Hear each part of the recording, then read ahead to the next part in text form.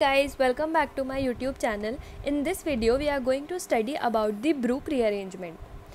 So this video will be comprising of definition of Brook rearrangement, a general reaction with the mechanism of the reaction and also the applications, the synthetic applications. So Brook rearrangement was given by Sir Adrian Gibbs Brook. It is a rearrangement reaction. As we can see, what happens in this, an organosylyl group switches position with a hydroxyl proton. इसमें क्या होगा, हमारे पास कोई भी एक हमारे पास organo silicon compound दिया हुआ होगा, फिर उसमें हमारा जो ऑर्गेनोसिलाइल ग्रुप होगा वो हाइड्रोक्सिल प्रोटॉन के साथ अपनी पोजीशन स्विच कर लेगा, इंटरचेंज कर लेगा. ठीक है, over a carbon to oxygen covalent bond under the influence of a base, मतलब in presence of a base. अब ये बेस क्या होगा, this base will be different in different reactions as per our convenience. ठीक है, और जो हमें प्रोडक्ट मिलेगा वो होगा हमारा सिलाइल ईथर, यानी कि एक ईथर जिसमें हमारा सिलिकॉन ग्रुप प्रेजेंट होगा. ठीक है, ये एक जनरल रिएक्शन है. सी, ये हमारा है ऑर्गेनो सिलिकॉन कंपाउंड जिसमें ये n है number of carbons. It can be number of carbon change इधर 1 2 3. देन हमारी बेस आ गई. Base can be different according to our convenience.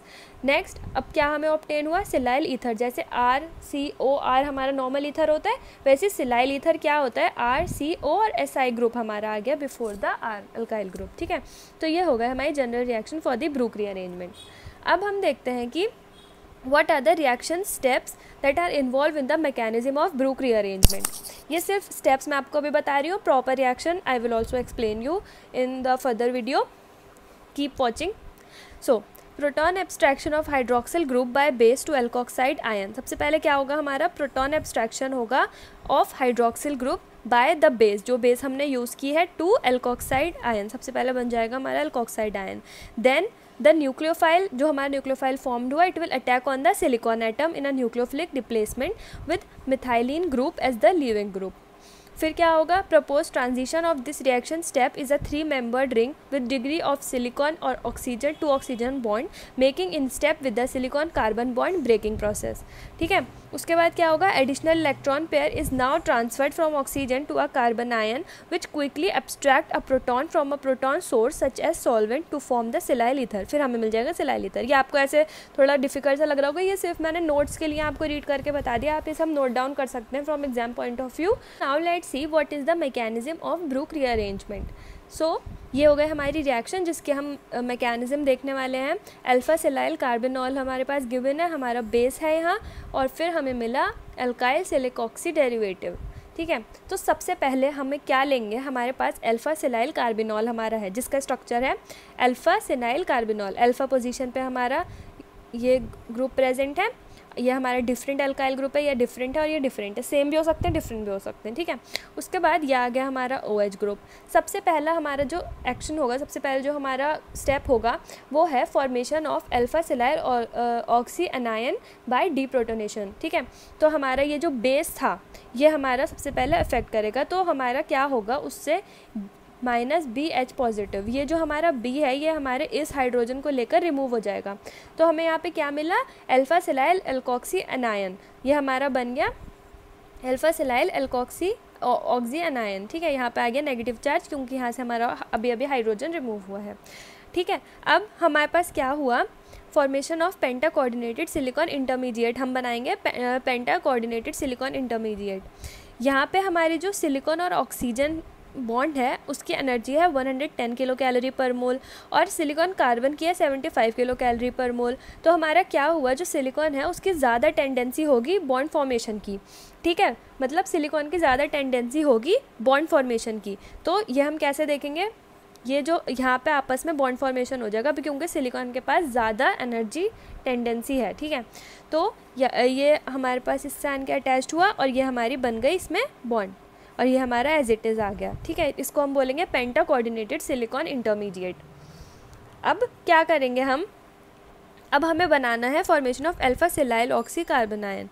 तो हमारी ये जो बॉन्ड है ये ब्रेक हो जाएगी और यहाँ के जो इलेक्ट्रॉन्स हैं हमारे ये शिफ्ट हो जाएंगे कार्बन एटम पे. ठीक है, तो क्या हुआ, R1 R2 as it is आ गया, C पर नेगेटिव चार्ज आ गया और ये बॉन्ड हमारी ब्रेक हो गई और ये हमारे बन गया ऐसे तरह से O था और इस पर हमारा अटैच था SiR3, तो ये हमें मिल गया अल्फा सेलिलॉक्सी कार्बन आयन। ठीक है, अब हमारा फिर से बेस का इफेक्ट एक्शन शो होगा to this alpha silyloxy carbon ion. ठीक है,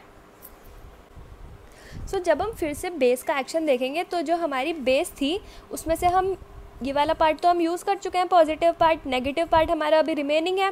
तो अब हमारा वो जो रिमेनिंग पार्ट है वो आन के अटैच हुआ इस वाले कार्बन पर, ताकि हमारे कार्बन पे जो नेगेटिव चार्ज था अभी मैंने दिखाया था ताकि वो रिमूव हो जाए। तो उसके लिए हमारे यहाँ पर आ गया हाइड्रोजन, तो हमें ऑब्टेन हो गया एल्काइल सिलाइल ऑक्सी डेरिवेटिव।